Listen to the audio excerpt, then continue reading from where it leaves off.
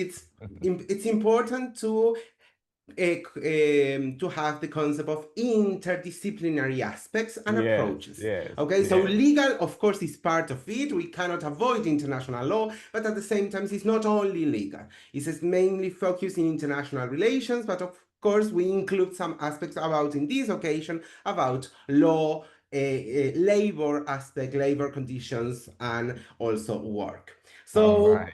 as a start, good afternoon to everyone, of course. We are going to focus in this aspect of work. This is gonna be the aspect, the topic, or even the issue, depending the perspective, that we are going to figure, we are going to cover, but not only the point in the international relation, also as a part of the concept, okay? So within the framework of the United Nations system. Remember, in the previous classes, we've been covering the specialized agencies of the United Nations systems, and we've been covering the classification of the mandates or topics. For example, tourism was in the previous class. So according to that, we've been covering different organizations or agencies of the United Nations system according to the specific mandate. And it's important to remember, oriented and linked with these certain mandates, that it could be covered or it could be organized or work around it according to partially coverage or direct mandate. Okay, today we are going to cover both in terms of continue studying and seeing the situation and context, nowadays context, of course, of the United Nations system.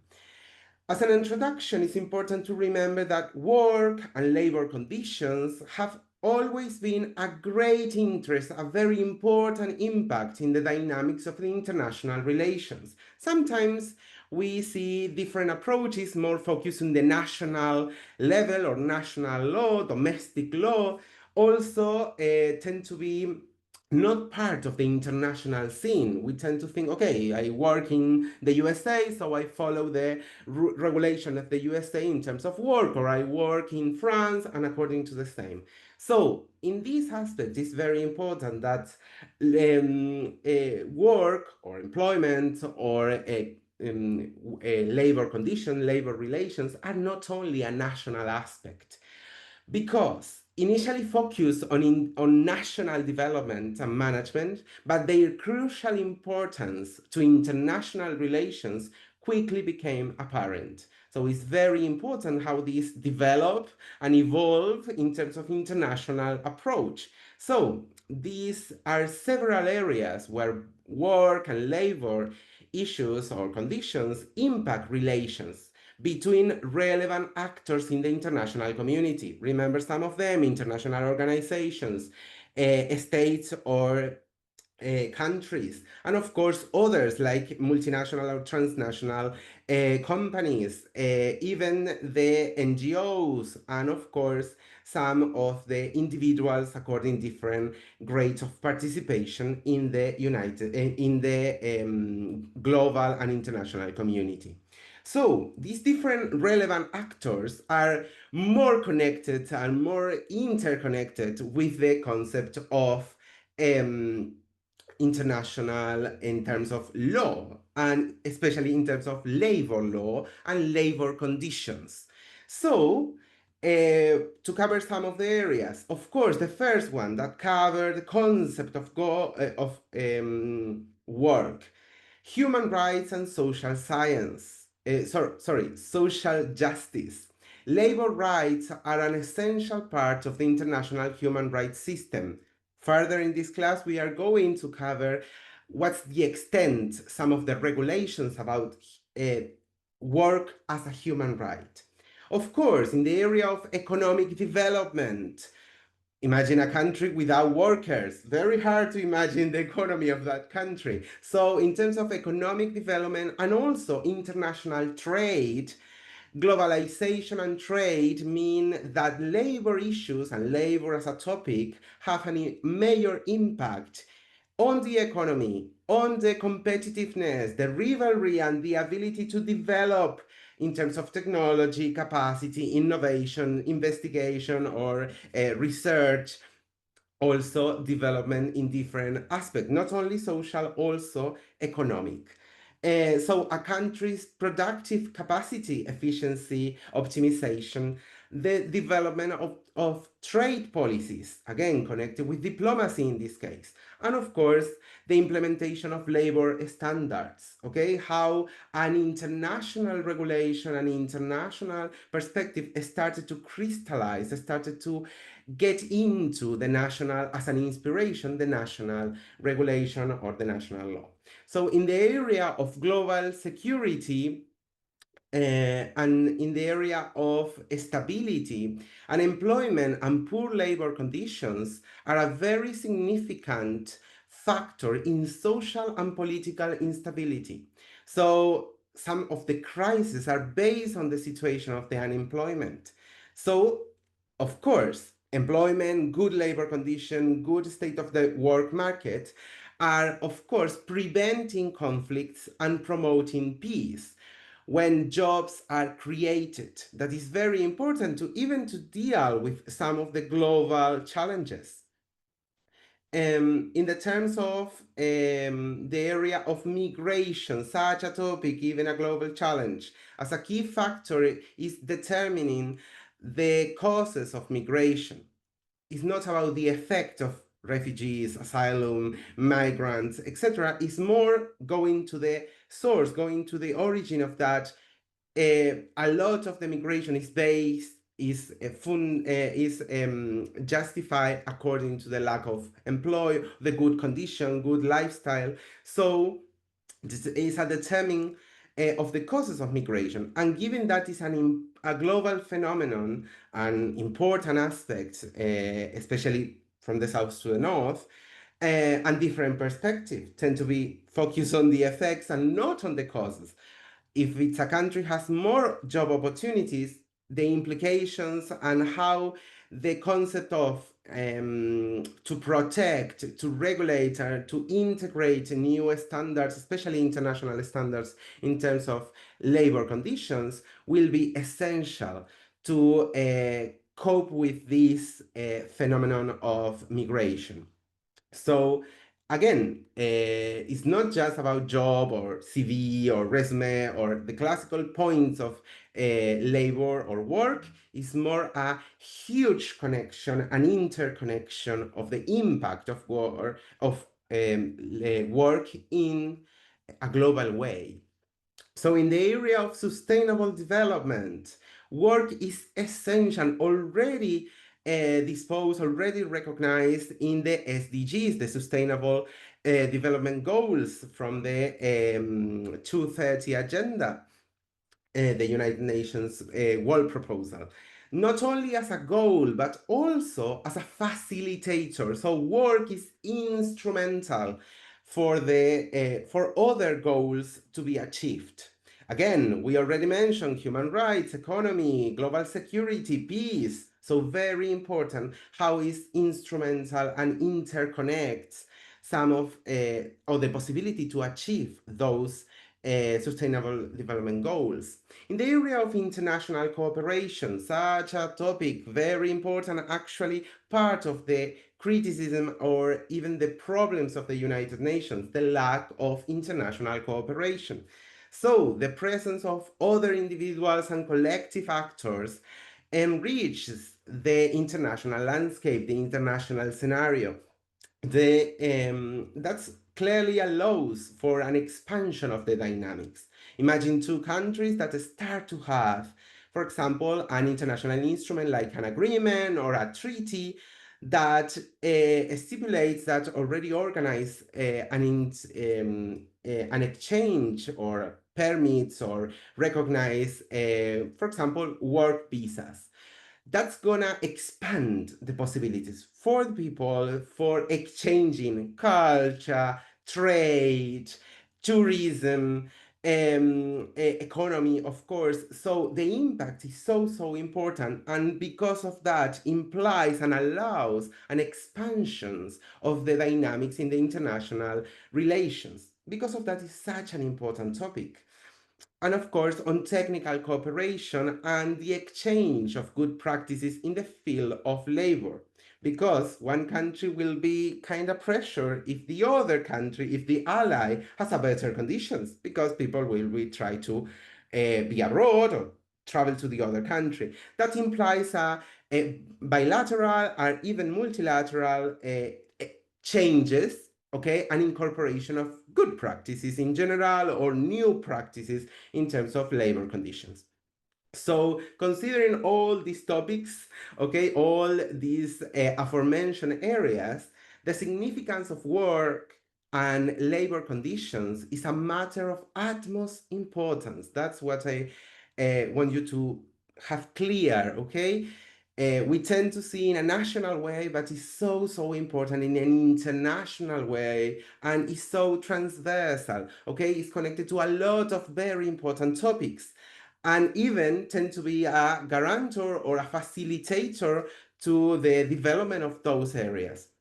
So it's very important, and also today we will focus more in the response of international figures. Okay, we cannot cover all important the time, all the these. Okay, we are going to have a general approach, but it's important that we are going to focus more in the United Nations system on this topic, on this matter. So according to that, and according to what I mentioned before, we are going to see the United Nations and work, and especially the interagency approach. Remember, depending the mandate, depending the focus on the topics, according to the different organization of the United Nations, we will see different approaches, perspective, and sometimes maybe it's not the main topic, but work is interconnected. Okay, it's part of it. We cannot avoid it. And so various organizations or agencies have activities or programs that incorporate the topic of work into their efforts. For example, the United Nations Development Program, the UNDP.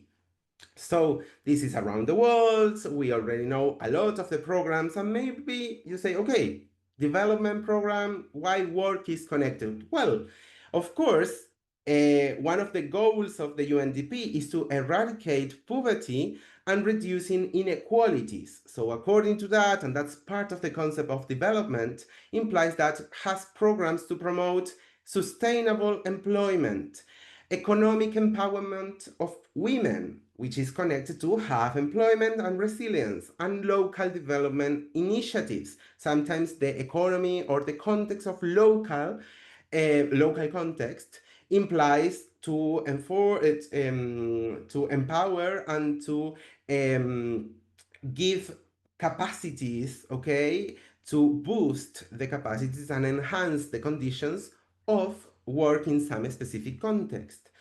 According to that, UNICEF, okay, the United Nations Children's Fund, of course, through its goal of protecting child's rights, it has programs, but it's not promoting work, it's the opposite, is the concept of eliminate, okay, forbidden and ban the case of child labor, okay?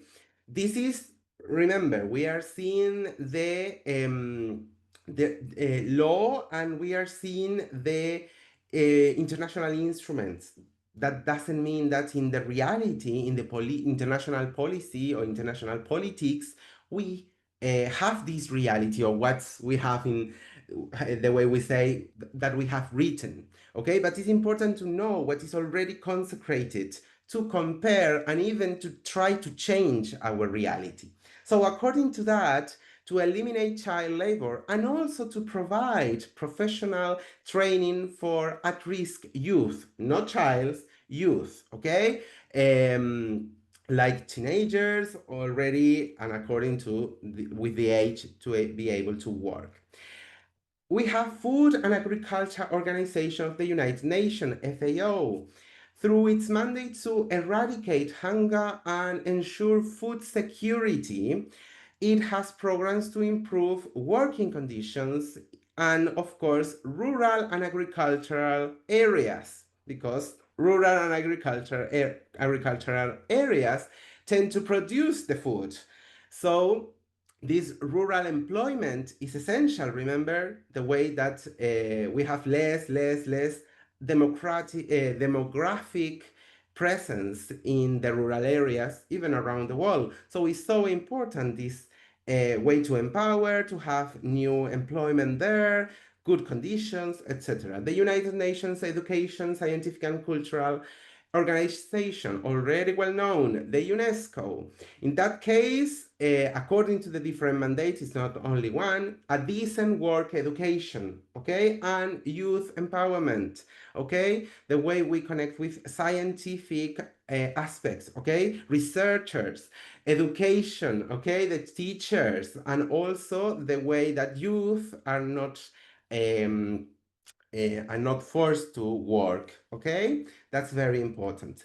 World Health organizations. In that case, it's more about health and good conditions, labor conditions.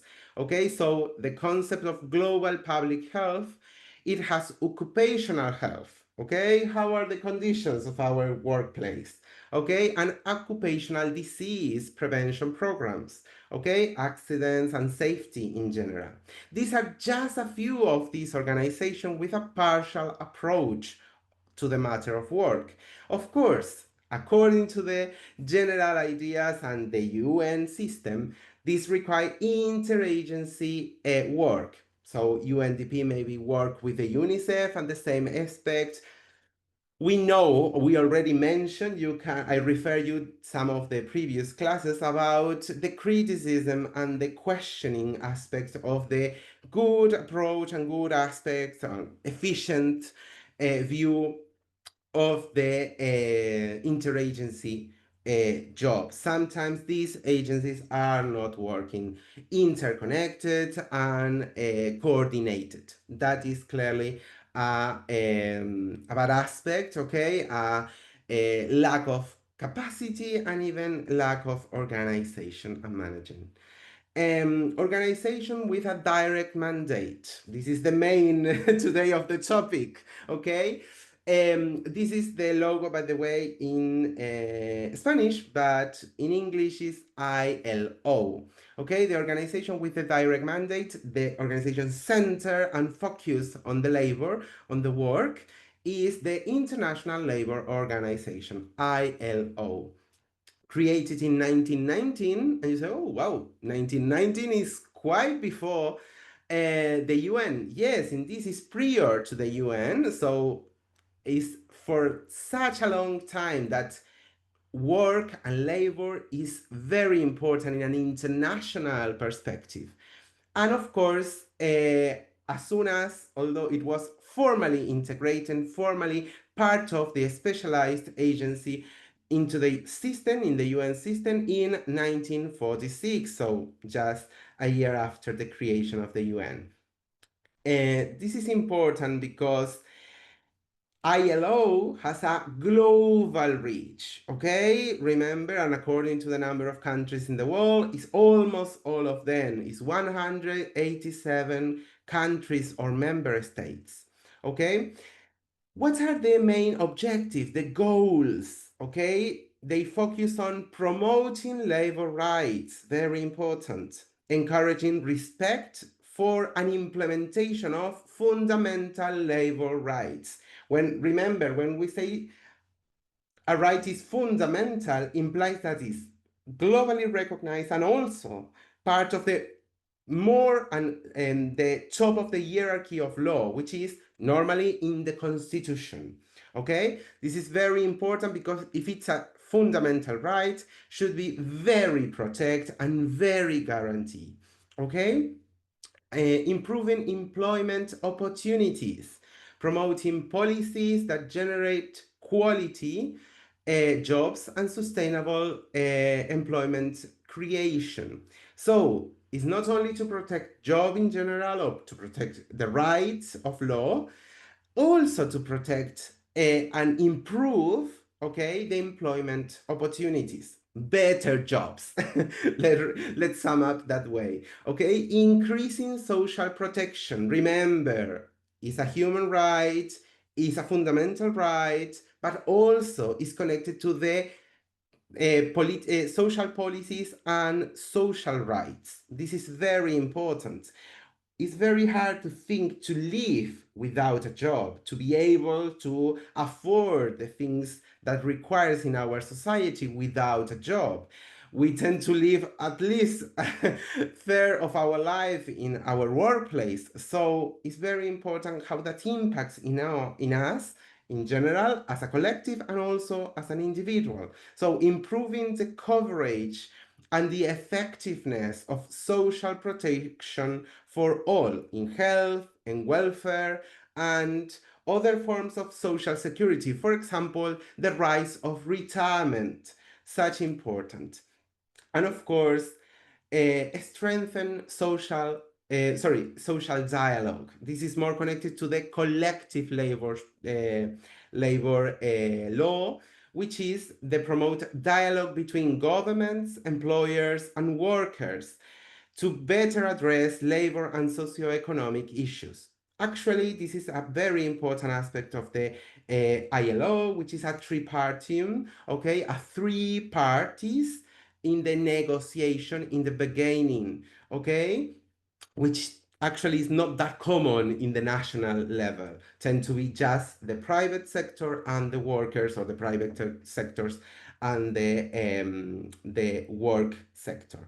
Okay, so this includes a new perspective, more being part on the possibilities and on the dialogue, which is social dialogue, um, of the state, okay, and the government and state in general, public sector. So this is clearly reaching the dialogue, and also how to that tend to shows to be quite good in terms of getting better, boosting and enhancing the labor conditions, including topics such as working conditions, occupational safety, social protection, child labor, as I mentioned before, forced labor. Be careful. Still exists forced labor, okay? Even the case of labor slavery, such a topic in terms of changing this in different parts of the world, and even connected with another global challenges like migration, like criminal organizations, like a lack of or crisis of the of a country, okay. And according to that, of course, gender equality, social dialogue, collective or negotiation or bargaining, among other aspects. What I want you to have, because this is just a panoramic, okay? This is a general view. We cannot be so specified in each of the programs. Imagine there's a lot, but it's important to have a general idea. For example, some of the main programs: International Program for the Eradication of Child Labor, so important. Decent Work Program, Occupational Safety and Health Program, Global Initiative on Decent Work for Youth, okay? Remember, youth and child's not the same, okay? Very important. It's young people already able and according to the law to be able to work, okay? To be part of it, to be a worker. Social protection initiative, and of course, this interconnect not only a global governance, also in a national way. Imagine all this being part of our national rights and being part of the constitution, the laws, the way to apply that, judges including that. This is already regulated, okay? This exists.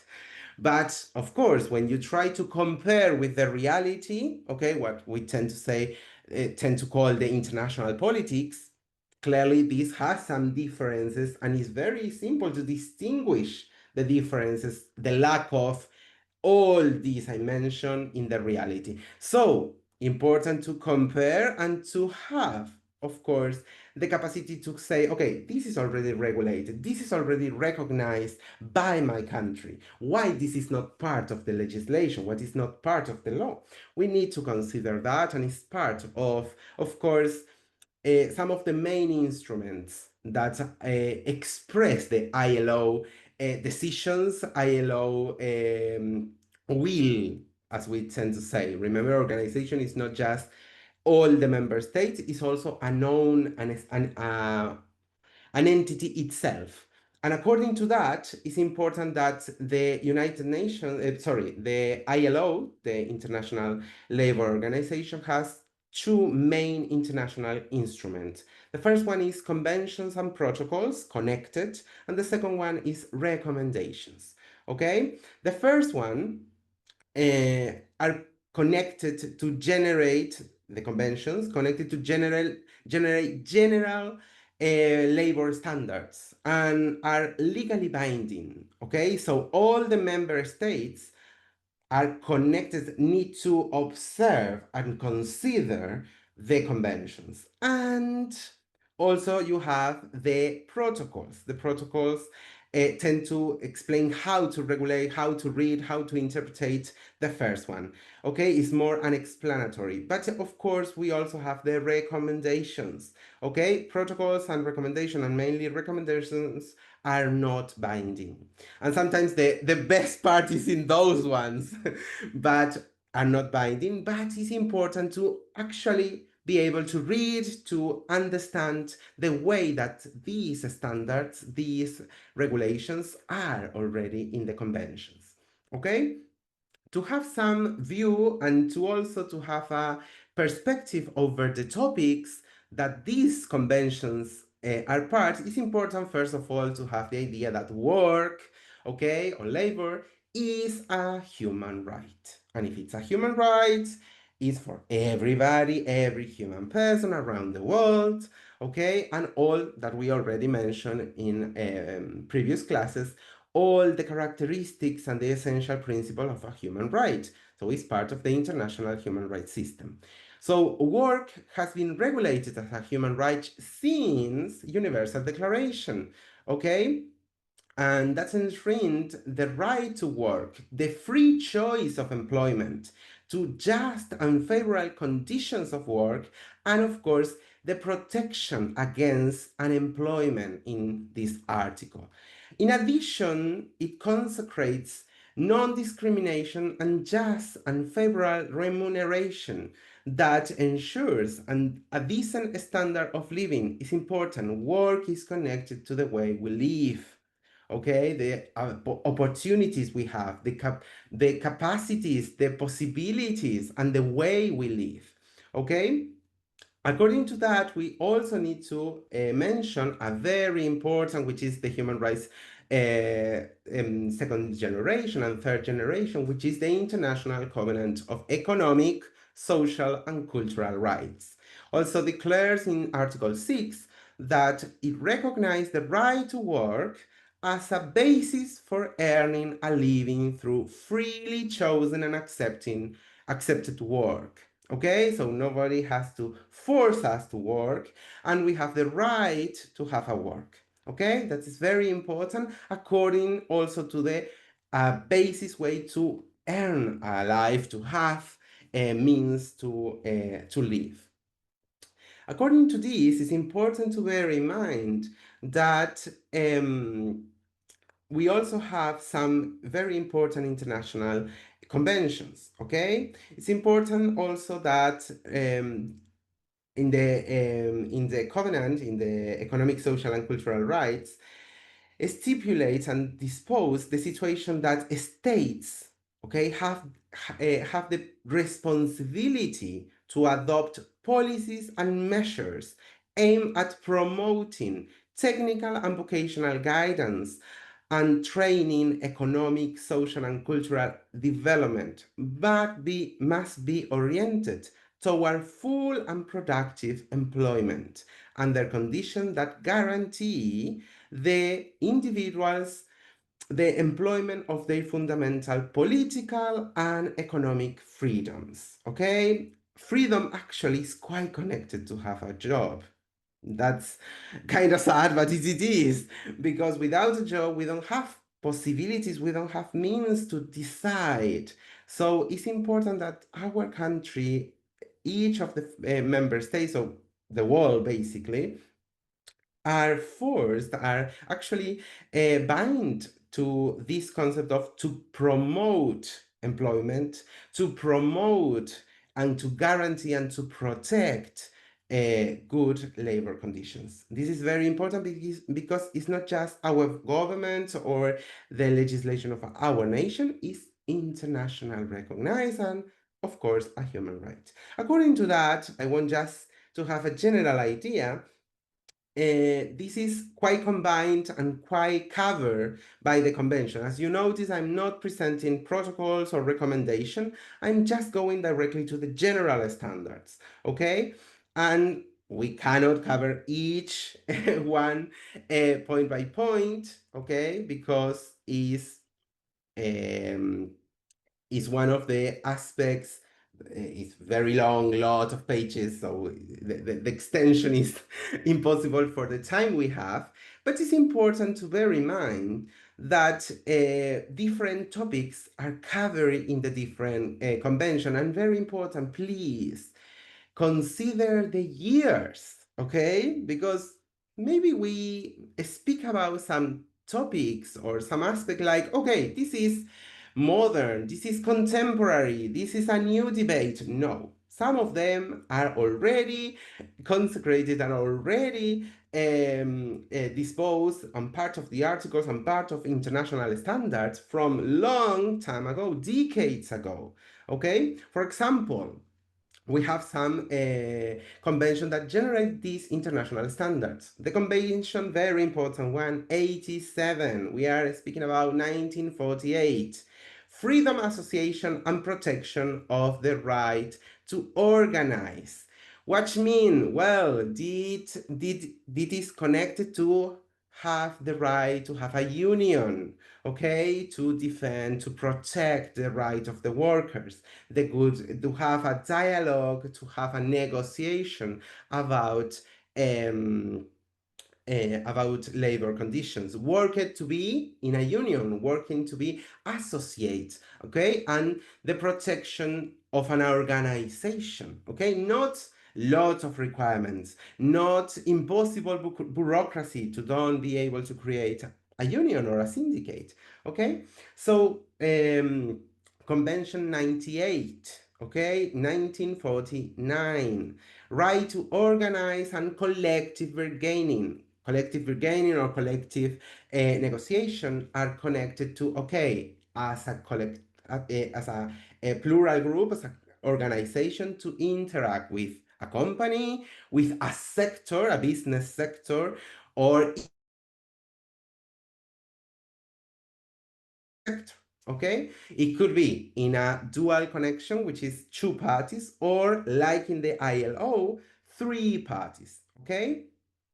Also, we have the situation of a 100 convention, the convention, which is in the 1951. Equal remuneration for men and women, okay? Workers for work of equal value. This, in some cases, is, oh, this is new. This is a new debate. No, this is already regulated.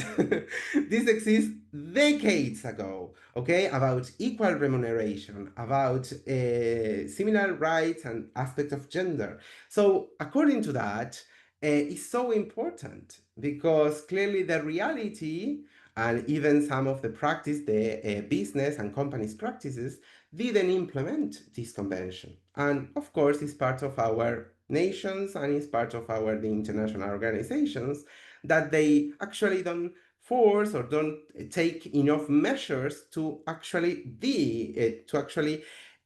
fulfill the extent of this convention. Okay, and we are speaking about 1951, so important. um, okay, Convention 105, 1957, abolition of forced labor. Okay, some people say, okay, it's not anymore, doesn't exist forced labor. Yes, exists. We have a lot of studies, statistics, and even a lot of researchers that already certify the situation of forced labor, okay? Especially in what is called the roads of migration, we have an increasing numbers, even nowadays, of forced labor. Also, in some places with some countries, some areas with mines tend to have a lot of forced labor, even child labor. So this is part of long ago prohibition or law, long ago, try to avoid, eliminate and eradicate this kind of labor. Okay, because remember, we have the right to have a job, but the freedom to choose and to decide what is our which one is our job. Okay, we have a Convention 111 in the 1958. Discrimination in terms of employment and occupation, and employment and in this case is about non-discrimination. Okay, in terms of gender, in terms of race, in terms of um, origin, in terms of language, in terms of nationality, that is very important. Even ethnia, depending the countries, ethnics. Um, we have different, and discover like a general concept, not taxative, it's general concept of a non-discrimination basis. Okay, the Convention 131 in the 1970, a minimum wage setting. This is quite important. Even nowadays, we see a lot of countries with a minimum wage set by law, not by the companies, no by like the market, no, by law. Okay, a minimum wage.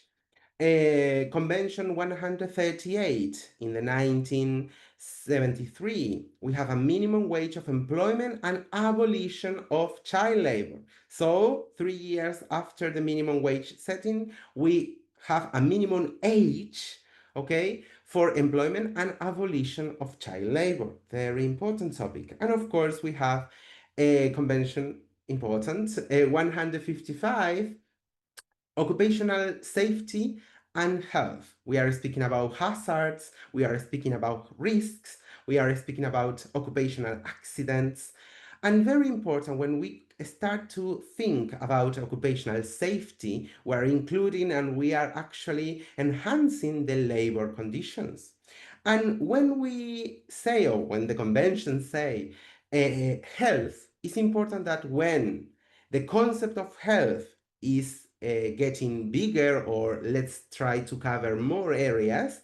Of course, maybe in the 1981, didn't consider health, for example, mental health as health, or the right of rest as essential part of health, or personal life as all part of health. Nowadays, of course, this includes the concept, the contemporary concept of health, mental health. We are speaking about psychosocial risk or hazards. We are including aspects of harassment, aspects of mobbing, aspects of stress and burning out.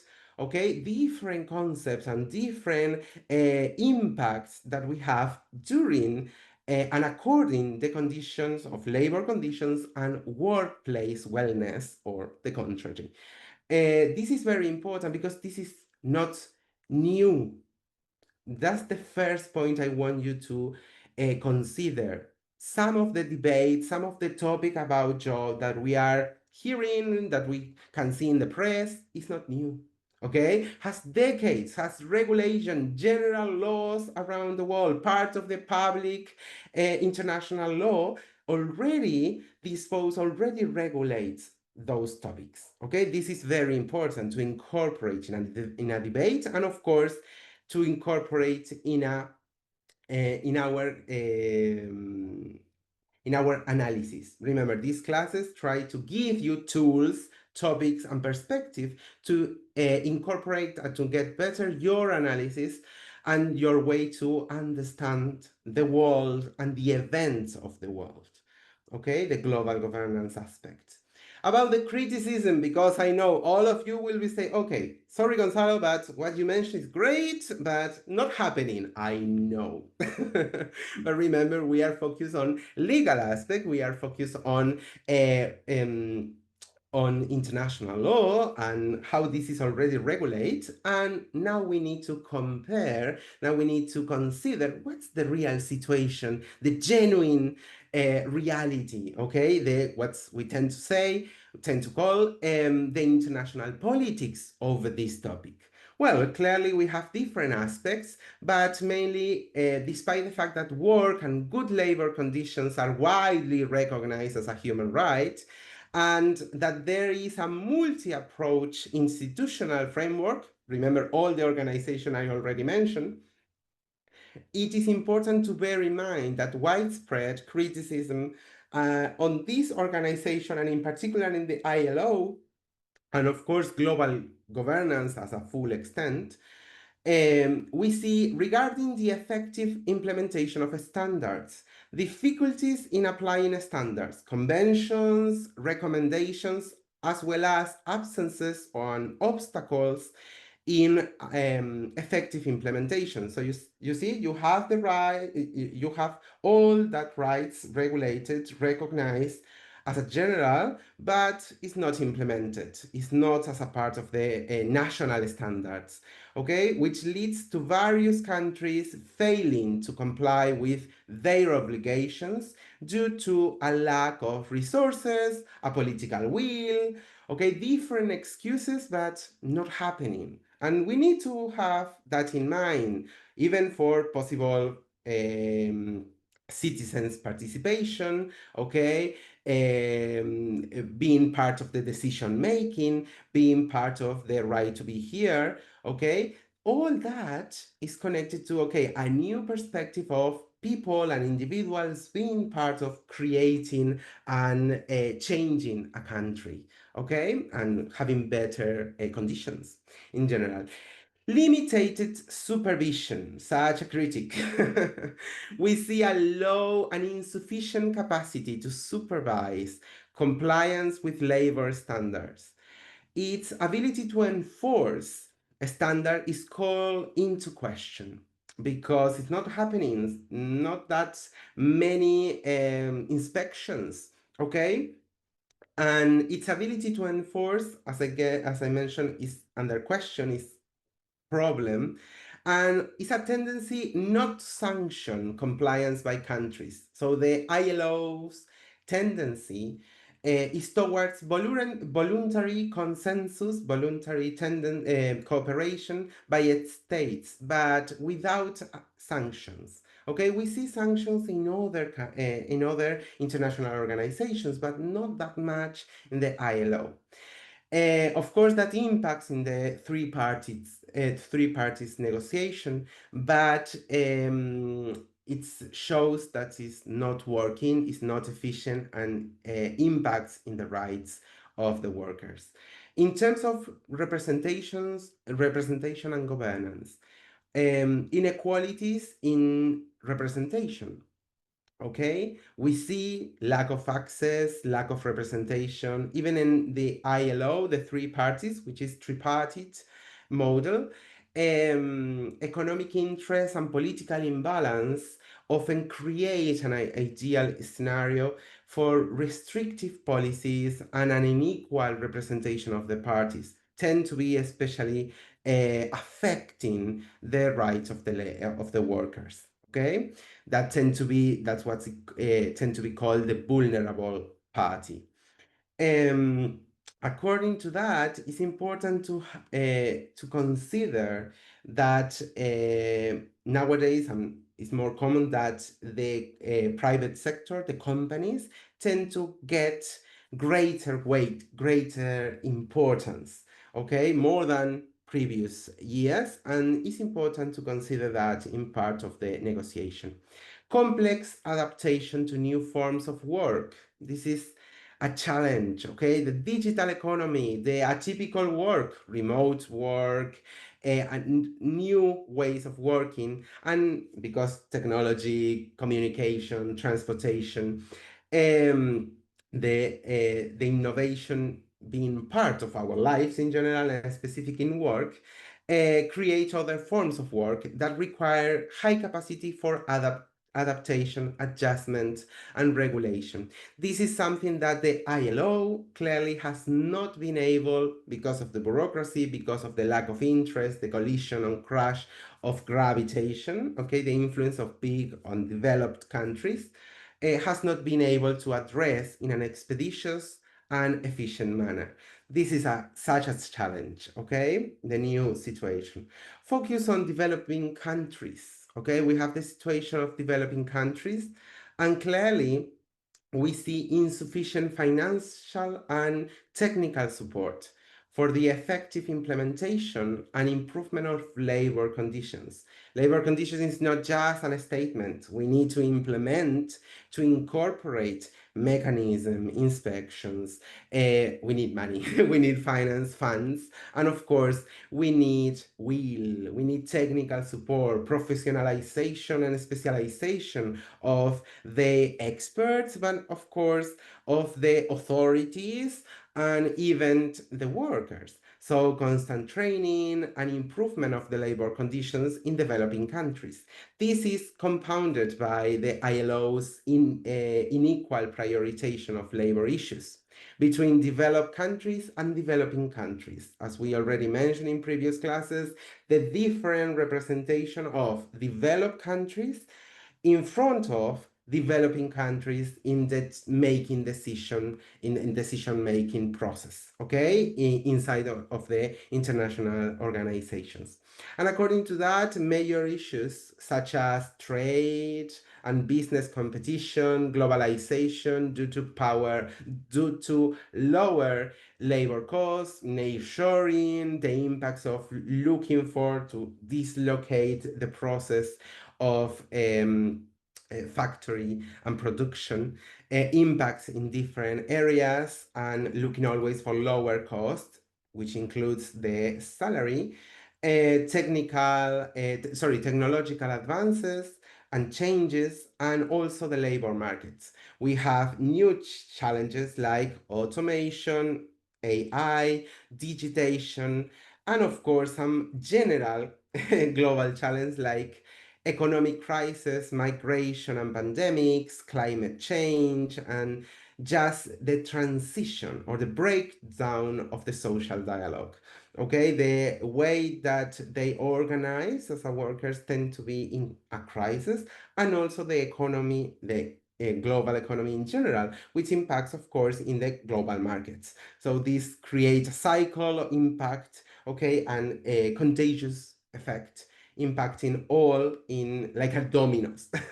So this is important to understand these impacts in a structural and core in terms of challenge, in terms of the international system, okay, as a structure. And of course, create an issue over the labor at a global level. Okay, according to that, I know it's a lot, it's a huge topic, so I always recommend who want to deep this topic, who wants to know more about it, some recommended bibliography. Okay, you have here some of them to go further because it's important. And of course, if you really want to know more about the topic in an international perspective. Thank you for your attention to all of you. And I don't know if we have some comments or aspect, please tell me about things. Thank you very much. You've done a truly wonderful job, Professor Gonzalo. Thank And you. it is the entire Atlantic International University that is grateful to you for this world-class performance. As we don't have too much time left, let's go straight to the questions. And we are beginning with Abdul Lamine Camara. Abdul, are you ready? Yes, I'm ready. Okay, we Can are you hear listening. me? Yes, going straight to the Thank you so question, much for please. giving me the floor. You're The welcome. question is, how do the United Nations Specialized Agency contribute to the realization of the Sustainable Development Goals of the Agenda 2030. All right. Thank you very much, Professor Gonzalo.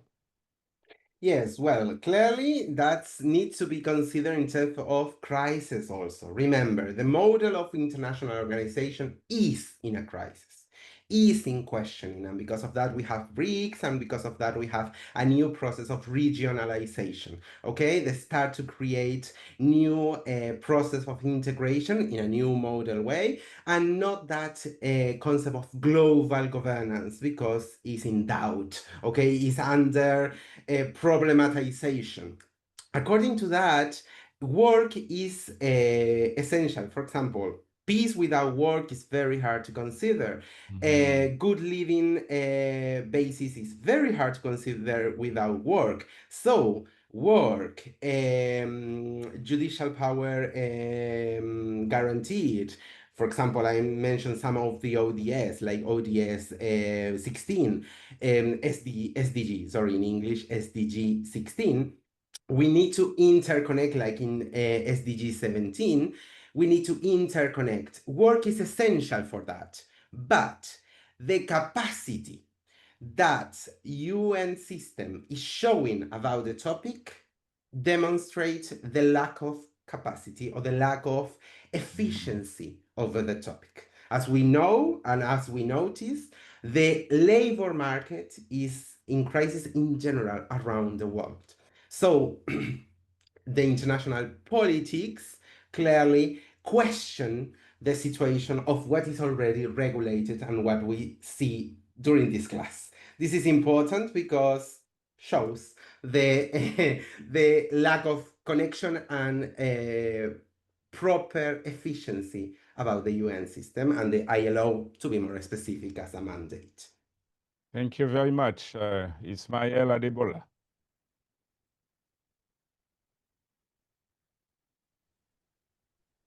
Thank you, sir. You're welcome. Yes, sir. Good morning, sir. Yeah, good morning, Professor. Good morning. Yeah, good morning, everyone. Thank you for the presentation. Yeah, you've said a lot. Yeah, let me just go to Yes. the question. Yeah, yeah, the question is this. By analyzing specific case studies where countries have successfully or unsuccessfully implemented International Labour Organization Mhm. recommendations regarding labor conditions, what legal mechanisms were employed to ensure compliance? Very important. Thank you very much. Excellent. Indeed, this is very important because sometimes we say, okay, it's great this regulation, but my country ignores or my government ignores them. Okay, in that case, of course, we need to consider three essential aspects. The first one is citizens, okay, which is the people or the population being participant in the decision making, okay, in terms of a new concept of government, a new concept of creating our regulations and being part, new laws, proposing new regulations, maybe in a local context, after in a national context or a regional context. Okay, depending the region, of course, we have different aspects, but we need to take into account the international justice. Okay, to go if this is, of course, it is a human right, and a lot of those regulations are connected to a human right and connected to the concept that work is a fundamental right, so need to be recognized in the constitution and tend to be in a lot of them. We need to, of course, we have some means and some mechanism that are not part of our national law or national structure, even in the international, like international law for human rights. Okay, for example, in the European region, in the Europe, we have the Strasbourg Court, which is the human rights in the European region. In the case of Latin America, we have the Human Rights Court, okay, the Inter-American Human Rights Court. So according to different regions, we have regional international court or international judicial methods to guarantee and to pressure our governments, our public sector, and of course, being part of our legislation, and of course, to recognize those dispositions. And of course, we have international court in general. Okay, so this is important to bear in mind, to try it inside and later to don't forget this is international recognized, and we can also apply an appeal for external recognition, okay, external pressure. This has a dualism, that's the way we call it in a legal way, but it's very important. Very beautiful. Botoe Williams, it is your turn now. Thank you so much, Dr. You're Vincent. welcome. Professor Gonzalo, thank Yes, you for your brilliant presentation. it's a pleasure. I have key interest in the international law, and you delivered that very, very, very, very well. I have series of questions, so I want to ask what I can ask like 2 to 3 questions, please. Go ahead, please. Thank you so much. Well, my first question is in regard to child labor. Yes. Yes. Currently, we are in a changing world where we find our youth are very, very talented and smart. They are brilliant. They are now graduating at the age of 13 years and they are entering the universities. And you enter the university, you already is considered a man or a woman. And at the age 14 years, and a child, maybe a female or a male, choose to work with an institution in order to take care of his or her basic needs and help the parents. So I want to ask you whether this is considered to a child labor, and if in a case also of low cost, that means the entity wants to hire them, but then they want to look at them because they are very young, and then they say, okay, since he's 14 years old, we'll hire him or her, they are very smart, but we will give you X amount. That, of course, is not on book, not in the issue cut, but they just want to pay something. And that is a violation. Then I want you to please elaborate on that. Then question number two, kindly. I read Okay, I the will try Thomas to answer Cross this one research first law. because Okay, your okay, thank you, audio thank you, thank you. disconnect little bit or get grainy. So I will try about child labor is very important to consider.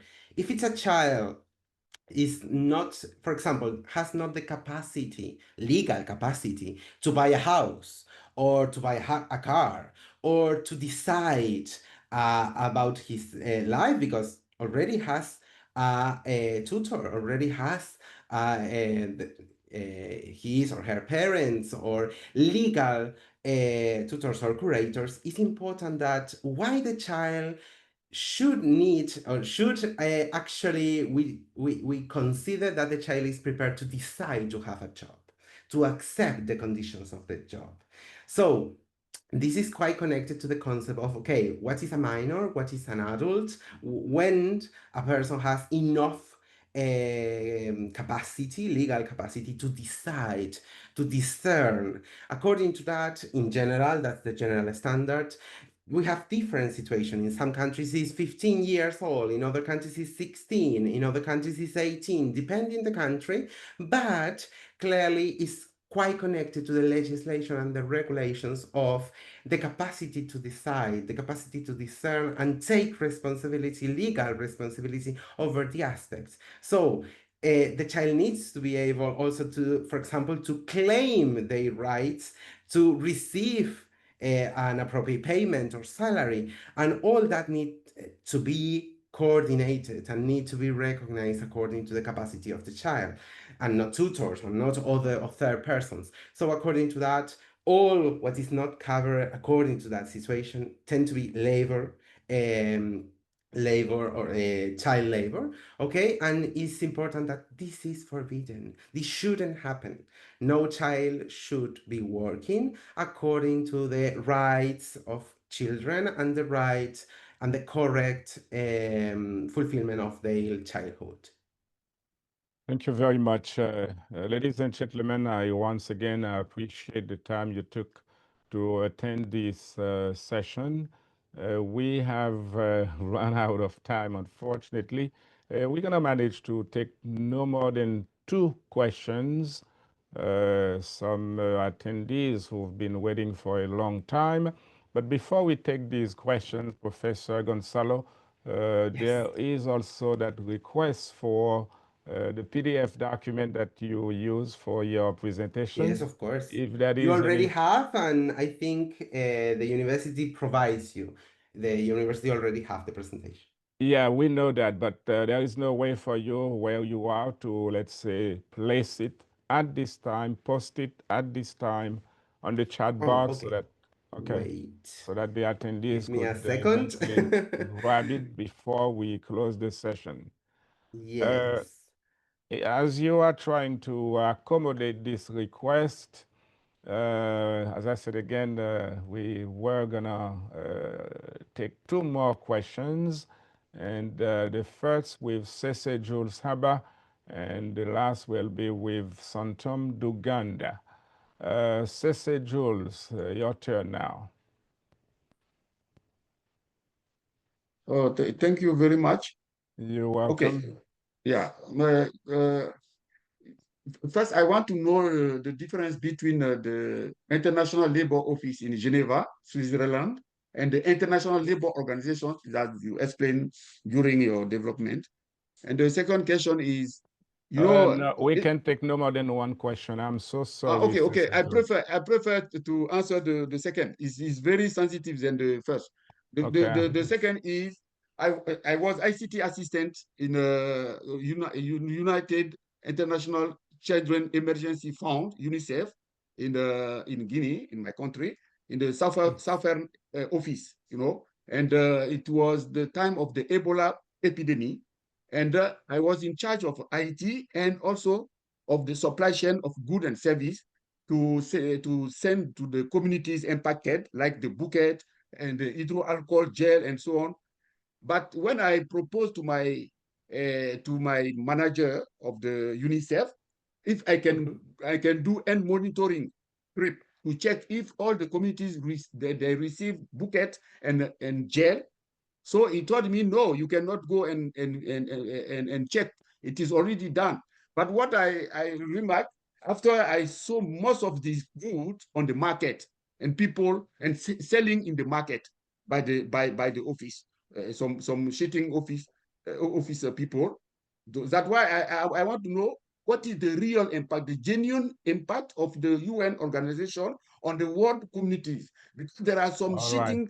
shittings action undertaken by some offices of the Okay. UN organization. All This is right. very Yeah.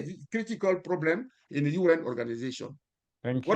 Yes, of What can course. As you? I mentioned, these are Yes, part of the criticism over the United Nations. Okay, yes, United Nations is not perfect. The model of organization of international organization is in crisis, and I also worked for a long time in the UN, so we are colleagues.